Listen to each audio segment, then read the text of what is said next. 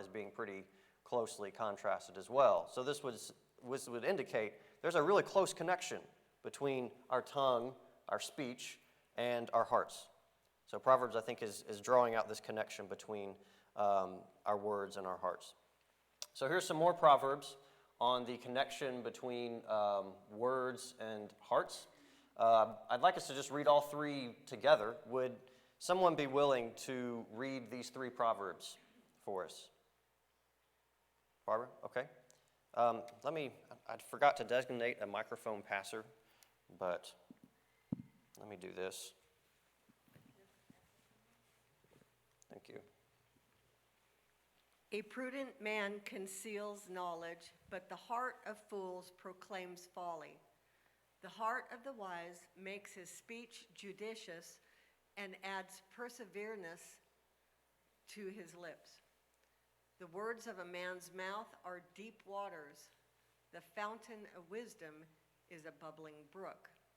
Okay, so let's take just a minute to think about all three of these. First one, 12:23, says the heart of fools proclaims folly. Right? So where our heart is would then determine what it is that we proclaim. And then in a similar way, 16:23 makes basically the exact same statement, but it's making it in relation to wise people. The heart of the wise makes his speech judicious, and he can be persuasive with what he says. And then the third one, 18 verse 4, this one is like, I appreciate this one because it has really rich imagery. The words of a man's mouth are deep waters. Words are like deep waters. Perhaps this means that words are richer in meaning, deeper in meaning than we sometimes just assume when we first just hear them. Maybe there's more under the surface of our words than we often assume, and I think we all know that that can often be the case. Maybe it's also saying that people really have an inexhaustible supply of words. You know, deep waters, there's really no running out of them, right? The ocean just seems unfathomably deep, and in the same way, as long as the mechanisms in our body that allow us to speak work, there's really an inexhaustible supply of words that we have at our disposal. Or maybe it's saying both of those things at the same time, but that's the nature of imagery. And it says that wisdom is like a bubbling brook. It comes up from inside of a person and it comes out in their speech. So naturally it would be coming out from their heart, from the innermost self. So again, Proverbs is clearly saying that words matter because words reflect the state of our hearts. But while this is true, and Proverbs is stating this very directly, Proverbs is also aware that sometimes the relationship between the state of a person's heart and the content of their words, that relationship is not always so clear-cut and direct. So this is Proverbs 26:23, like the glaze covering an earthen vessel, and are fervent lips with an evil heart. So notice the imagery in this one. This is one that ancient Israelites especially could really relate to. Clay pots were just a commonplace in the ancient world, and we know that because one of the main things that survives over time that archaeologists have to work with when they're trying to learn about ancient cultures, one of the main things that sticks around long enough for them to uncover is clay pots. And so a lot of what archaeologists reconstruct about ancient civilizations is coming from what they can decipher from clay pots. These things were everywhere. And Proverbs is saying that speech can cover an evil heart the way that a glaze can be put over a clay pot, or a glaze can be put over an earthen vessel. So while Proverbs is aware and would clearly affirm that, yes, words reflect the heart, it's also aware that sometimes words are used to conceal the heart as well. So this next proverb is a little bit of a longer one. Would someone be willing to read Proverbs 26:24 through 28? Adam, yeah.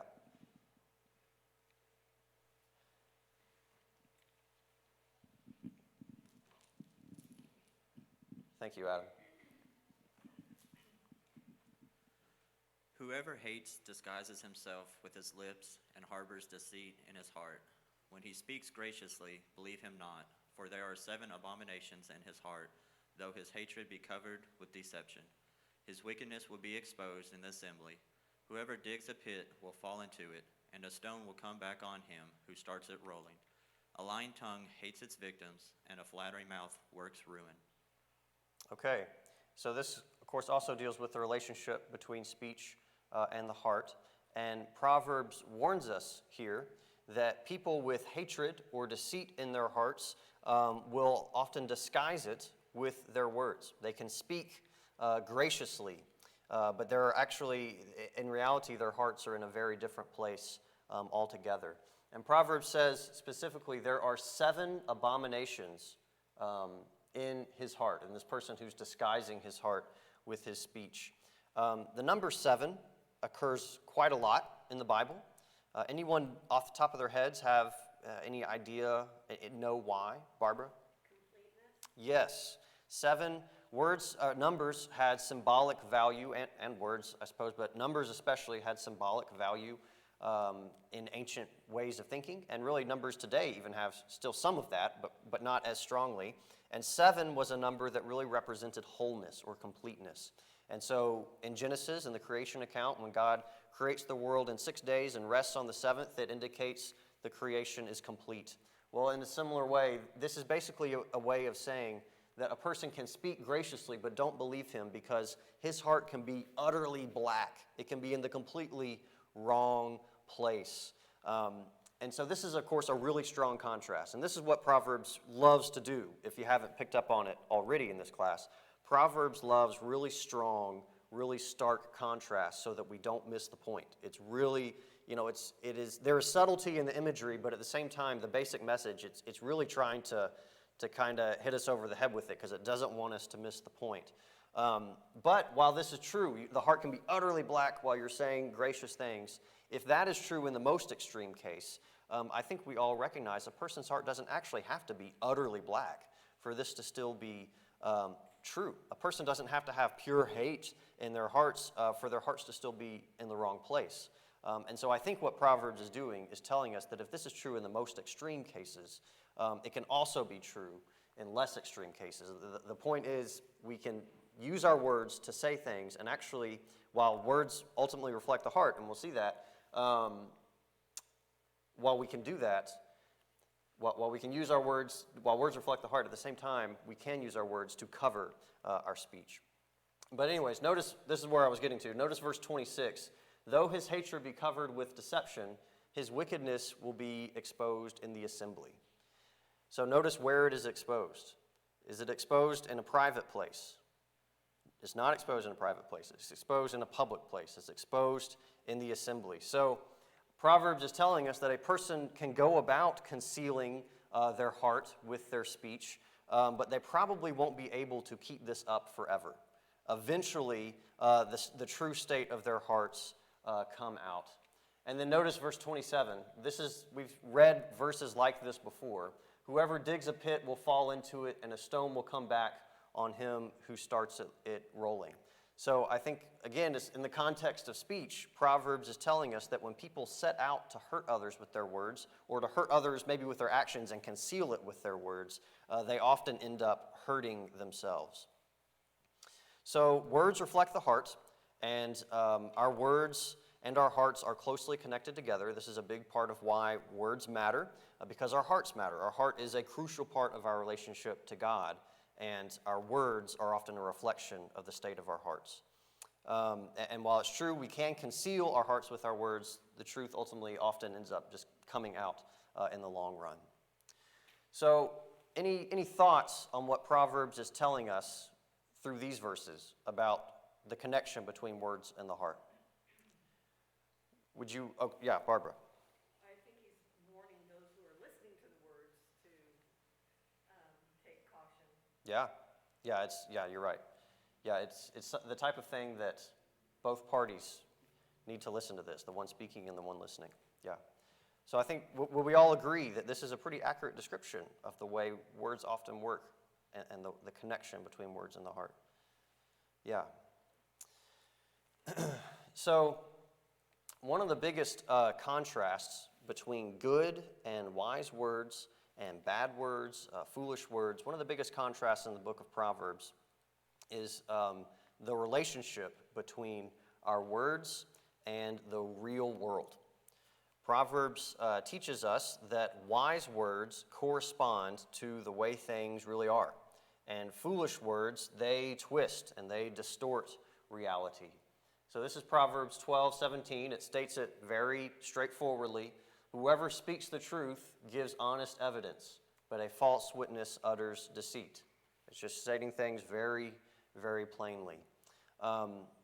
This language of giving honest evidence and a false witness, this language probably takes our minds to the courtroom. That's probably where our minds first go with the language of this proverb.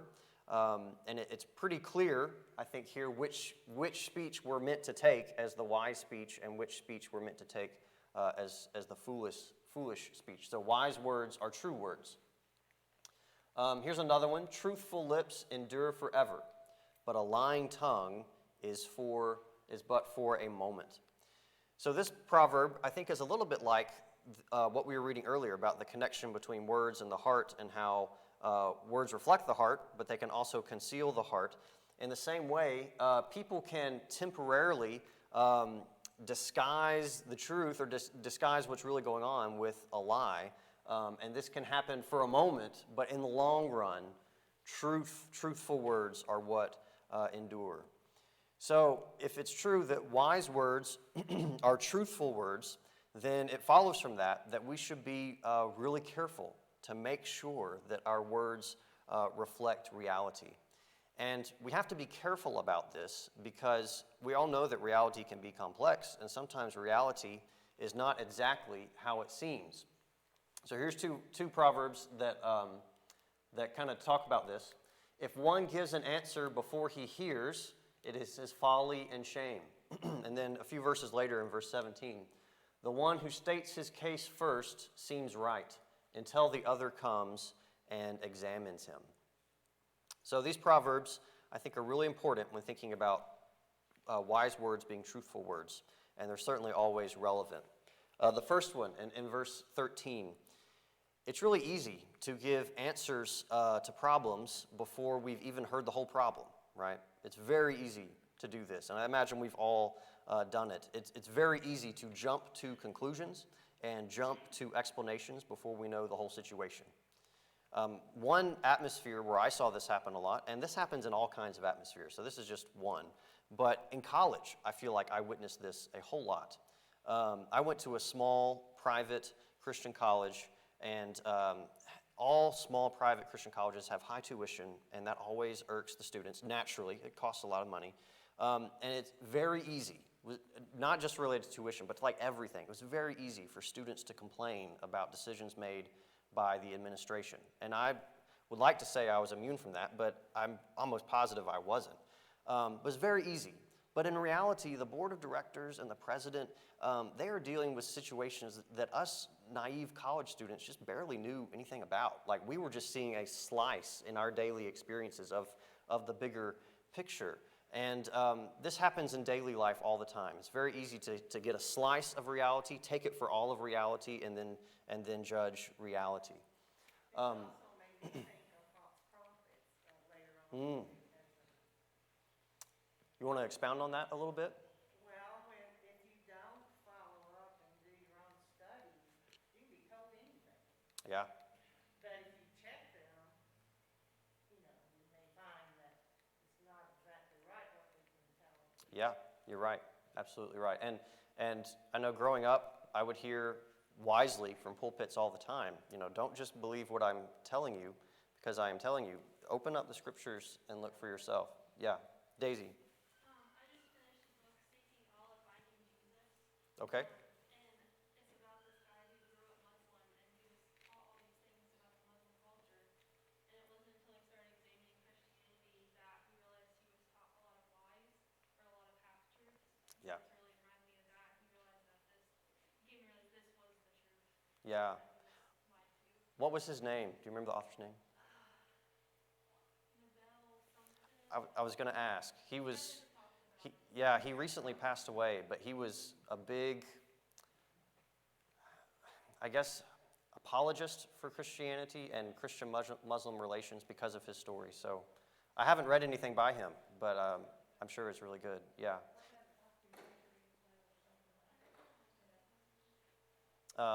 I'll get to you in just a second, Barbara, but I'll add, while that is very, it's great that someone who heard half-truths about Christianity came to see things very differently. I think we have to be careful about hearing half-truths about other cultures and religions ourselves. That doesn't mean that we have to assume that perhaps they're correct and I'm going to walk away from my faith, but if we're going to have honest interactions with anyone different from us, we need to not just work from the stereotypes and half-truths. So that's a great story and a testament to that. Barbara. Especially that last proverb there just makes it so important that censorship is discouraged and freedom of speech is encouraged so that we can be allowed to decipher folly from, truth from lies also. It is true that the atmosphere of ideas takes shape when bad ideas are able to be presented for people with good ideas to come along and dispute them. And you're right. I agree. I haven't gotten to 17 yet, but since we just went there, let's just transition to verse 17. This is very similar to verse 13. It's very easy to hear one side of a story and think that the case is closed. And this happens in daily life, perhaps in the workplace with relations with coworkers or in family and on a larger scale as well. It happens all the time. It's very easy to hear one side of a story and think the case is closed, but in reality there is often a whole other side.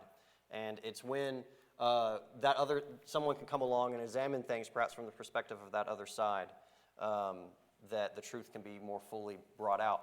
So the connection between words and reality means, because reality can be complex, we have to be careful to make sure our words reflect reality. And that is, I think, a big point that Proverbs is trying to drive home. And this would mean, both of these verses would mean that we have to be willing to listen carefully, and we have to be willing not to jump to conclusions. And I think that this is a really, really important thing that again, this is a big theme that Proverbs keeps bringing us back to, either explicitly or implicitly, but that calls for humility, right? It calls for humility to listen carefully and not jump to conclusions. All right, so what I'd like us to do for the rest of our time is consider what foolish words look like, according to what Proverbs says, and also think about what wise words look like. We may run out of time, but if so, it's okay. We can just roll this over into next week. But first, the anatomy of foolish words, according to Proverbs. Proverbs has some really strong words about foolish words. Proverbs takes the potential that our words have for harm. It takes this potential really seriously.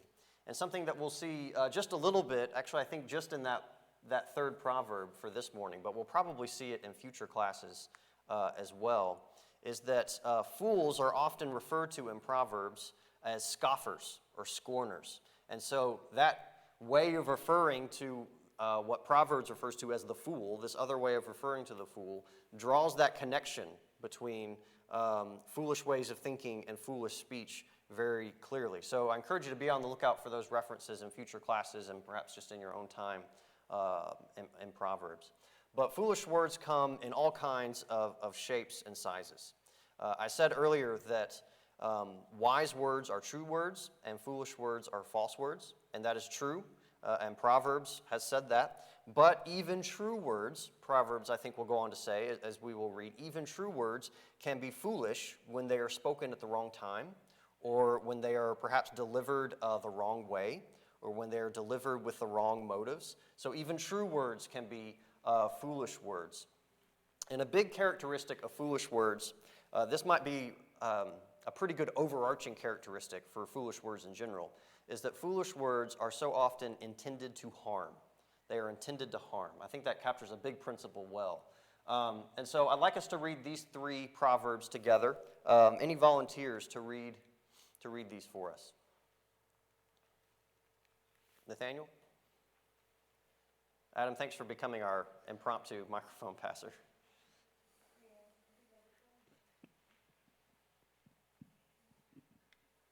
Blessings are on the head of the righteous, but the mouth of the wicked conceals violence. The words of the wicked lie in wait for blood, but the mouth of the upright delivers them. Drive out a scoffer, and strife will go out, and quarreling and abuse will cease. All right. So all three of these proverbs connect words, foolish words, with bad intentions in different ways. Words might be used to conceal bad intentions. That's something we've already talked about. Or words might be the method by which bad intentions are put into action, right? They can be the weapon themselves by which people hurt other people. Notice verse 6, the second one, 12 verse 6. The words of the wicked lie in wait for blood. That's quite dramatic, right? Some people use their words to get people. They are using their words to take people down. And they might do this with trying to ruin a reputation. They might try to use words to humiliate somebody. They might insult them. They might simply hurt their feelings. And sometimes the phrase hurt their feelings is taken as like a milder thing, but honestly, we can severely hurt people's feelings with our words. And I think 22:10 is a really great insight, the third one. Drive out a scoffer, and strife will go out, and quarreling and abuse will cease. So when the scoffer, someone who's using their words foolishly, is removed from our midst, guess what happens? The strife and the quarreling ceases. And that's because scoffers are wanting to use their words for harm. So when we remove the scoffer, there's peace.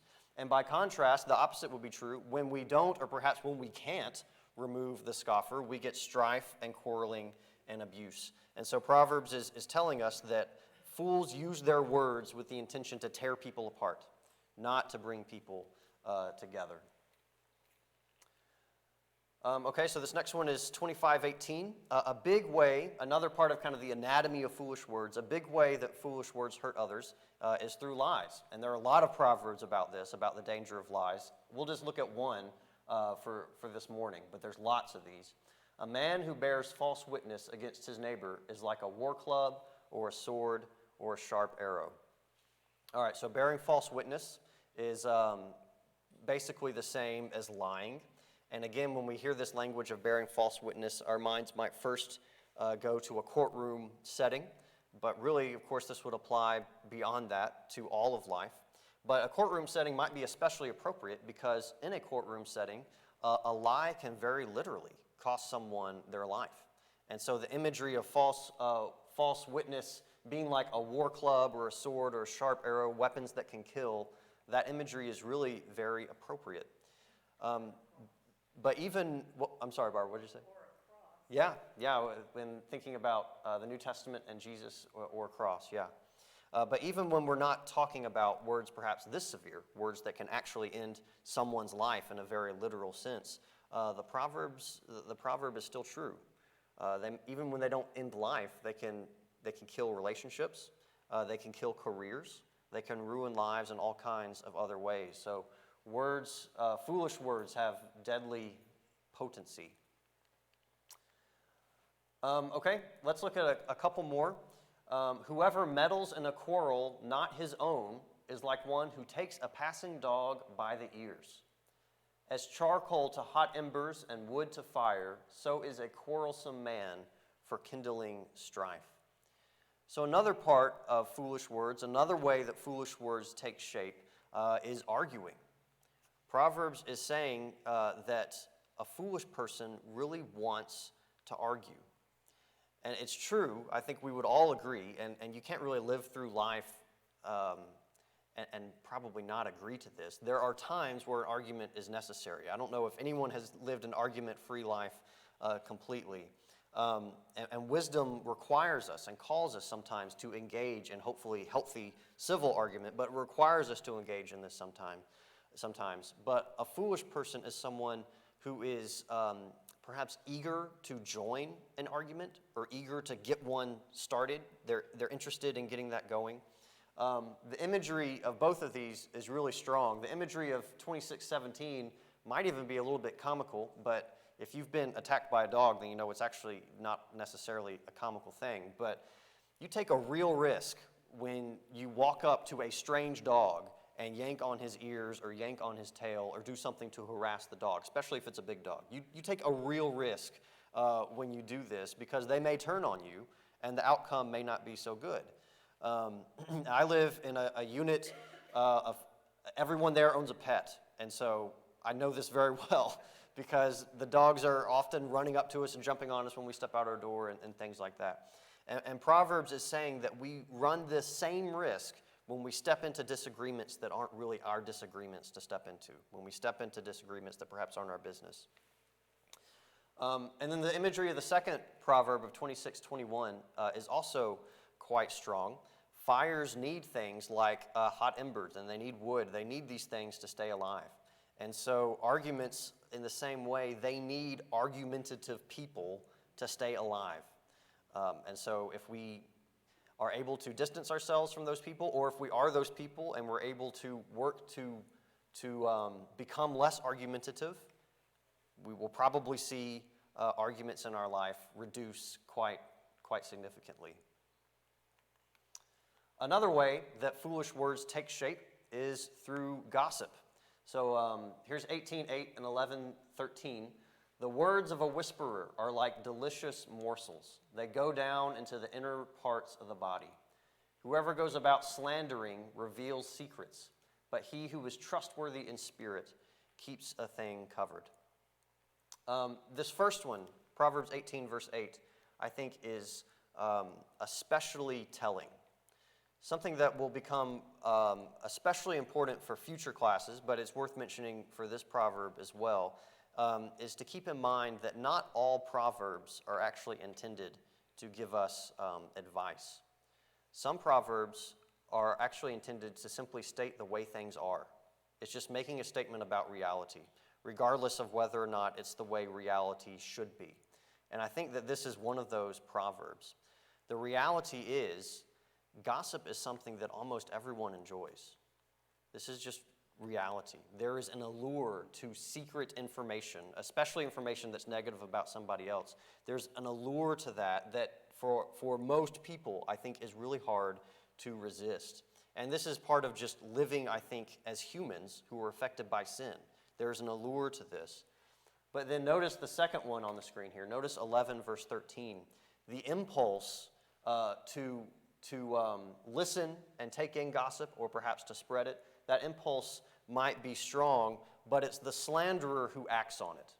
The slanderer, according to Proverbs, is the one who acts on the impulse. So this is not an impulse that Proverbs wants all of us to act on. It says, a trustworthy person knows when to keep a secret thing secret. They know how to keep things covered that should be covered. And it's the slanderer who goes around uncovering dirt on other people and then telling others about it, and these types of things. Gossip can be a real cancer in a lot of environments. So two other ways that foolish words take shape that I want to mention, and they're closely connected to one another. We really already read 26:23. I think that's the wrong proverb. Yeah, I put the wrong proverb on the screen. But 27 verse 2 should work. Let another praise you and not your own mouth, a stranger and not your own lips. Yeah, man, that's the wrong proverb. The first proverb talks about smooth words, and it's not talking about praising yourself. The second, 27:2 is the first proverb that I meant to have on the screen. Talks about smooth words, and I think it's functioning, at least in one way it's functioning, is a warning against flattery. There are people who love to talk us up or talk others up and make them feel good, but they are really wanting to just get something out of them, or they're really wanting to use them in some way. And I wish I had the proverb on the screen, but Proverbs warn us against this. And then 27:2, the second one that is on the screen, is basically a warning against self-flattery, another form of flattery. Making ourselves look great. This is another way that foolish words take shape. And Proverbs says we need to let others speak highly of us and mean it, right? Not in a flattering way. We need to let others speak highly of us instead of doing this ourselves. So all of these things put together, and I'm sure there are other ways as well that we could see in Proverbs, but lies, arguments, gossip, flattery, self-praise, these are big features of foolish words. And again, what a lot of them have in common is in one way or another, really all of them, they're intended to harm. Even self-praise it's really hard to lift yourself up without, by contrast, pushing someone else down. So there's an intention to harm with foolish words. All right, so we spent a lot of time on foolish words. I do also want us to take a moment to think about the anatomy or the shape of wise words. We have just a few minutes left, but wise words are in a lot of ways, they might be more straightforward to think about than foolish words. So I don't know that it will take as much time. I'd like us to just read all of these in succession. Would someone be willing to read these proverbs for us? Ron? Okay, if we could get the microphone over to Ron.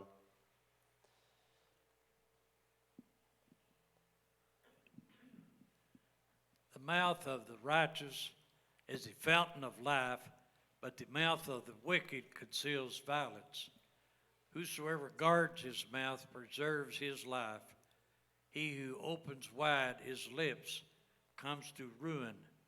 The gentle tongue is a tree of life, but perverseness in it breaks the spirit.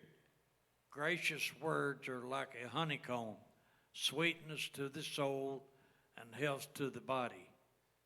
Better is open rebuke than hidden love. Okay, so these proverbs are not all directly connected together, but they're definitely all connected by the theme of wise words. And by putting them all together, we see a pretty strong contrast with all the different ways that foolish words take shape that we spent most of our time looking at. And again, I think a big difference in Proverbs, maybe the most fundamental difference in the way it talks about words, is that while foolish words are intended to harm, wise words are intended to give life. This is a huge fundamental distinction between the two. So notice 10, verse 11. The mouth of the righteous is a fountain of life. Fountains, we often think of fountains as mostly decoration today, but fountains literally give life by the water that they provide. Also, a couple down in 15:4, a gentle tongue is a tree of life. Trees are a huge part of life by the fruit that they bear and the oxygen that they produce. Trees give life. Wise words are gentle words, and gentle words give life. Notice 16:24, gracious words are like a honeycomb. Kind words are like honey. Honey was and still is a natural sweetener, and it's saying that kind words, gracious words, they are a delight to receive. They're also a delight to give. So wise words are kind words. They're kind, they're gentle, they're a fountain of life. But then also notice 27:5, and I meant to have verse 6 on there as well, but the same point comes across with 5, all right. Wise words, they can still hurt sometimes. Open rebuke is better than hidden love. And I think the next verse says something about faithful are the wounds of a friend, but profuse are the kisses of an enemy. So that's talking about flattery versus a real friend. And so a wise person knows when to use strong words, but when they do use them as a genuine friend. They're using them to really help, which means they don't do it with that ultimate intention of foolish words. They don't do it with the ultimate intention of harming. They are trying to give life, even if that's a painful process. And then 13:3, we'll wrap up with this one. 13:3 reminds us, and there are other proverbs that talk about this as well, wise words are usually few in number. A wise person often speaks less than a person speaking foolishly. We can get ourselves into so much trouble when we don't know how to control our speech. And the wise person often doesn't say as many words, but 13:3 just pretty well comes out and says it. The wise person, they might end up living longer because of that. So there's a lot of wisdom in controlling our speech. Maybe a good parting question for us to simply ask ourselves is simply the contrast that Proverbs gives us, a good question for self-reflection. Have I been using my words lately to hurt others, or have I been using my words to give life to others? And that is a big contrast between wise and foolish words that when we get that right, I think a lot of other parts of our speech will get right along the way. So I know I've said a lot, and the bell has rung, but let me just ask any questions or comments on anything before we wrap up this morning. All right, well, we'll break, and we'll have worship in just a few minutes, so thank you all.